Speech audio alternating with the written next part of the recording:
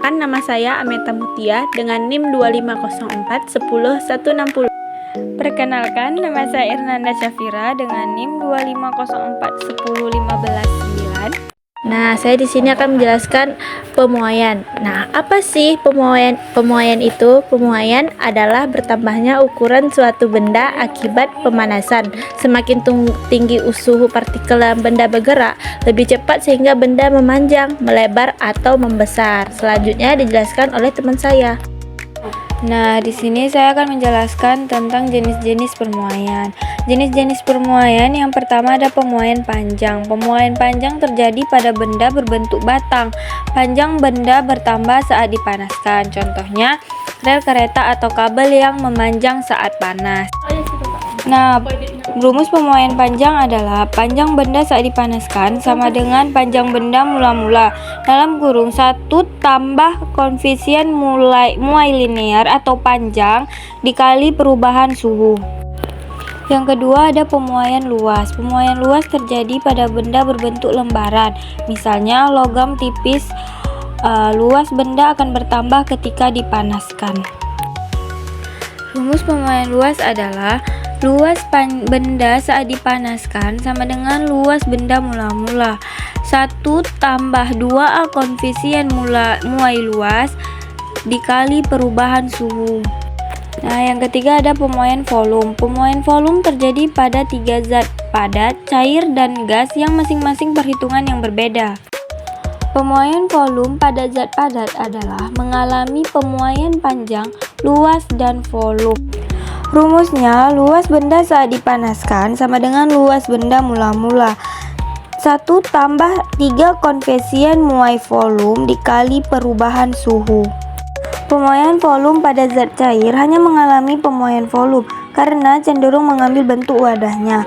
Rumusnya, luas benda saat dipanaskan sama dengan luas benda mula-mula 3A koefisien muai volume dikali perubahan suhu. Pemuaian volume pada zat gas mengalami pemuaian volume yang bisa dipengaruhi oleh perubahan suhu atau tekanan. Pemuaian pada zat gas dapat dibedakan menjadi 3, yaitu pemuaian gas pada suhu tetap, isoterma. Hubungan antara tekanan dan volume gas adalah berbanding terbalik seperti dijelaskan oleh hukum Boyle. Yang kedua, pemuaian gas pada tekanan tetap, isobar.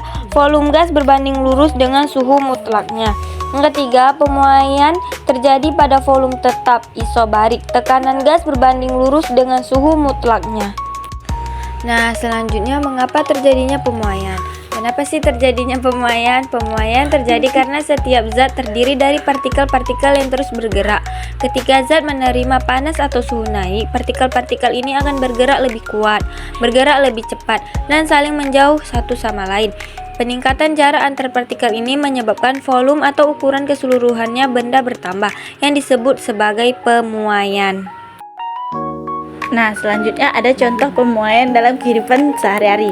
Nah, contohnya itu pemuaian yang terjadi di rel kereta api, kabel listrik, jembatan, dan bahkan saat memasak logam di dapur. Jika tidak diperhitungkan bisa menimbulkan kerusakan atau celah yang berbahaya. Nah, selanjutnya ada manfaat pemuaian dalam kehidupan sehari-hari. Apa sih manfaatnya? Manfaatnya untuk mengukur suhu menggunakan termometer, mencegah kerusakan seperti kaca jendela dan rel kereta api yang dipasang dengan celah, mengamankan sambungan seperti pemasangan ban baja dan roda kereta api, dan mengatur suhu otomatis pada setrika listrik melalui bimetal. Nah, yang terakhir ada kesimpulan.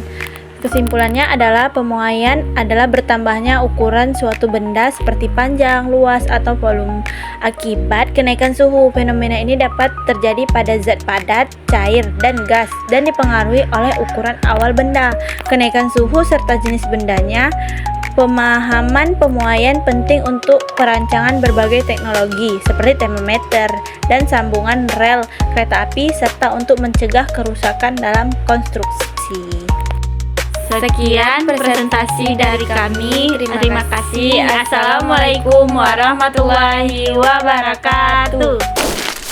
Tamatnya sudah.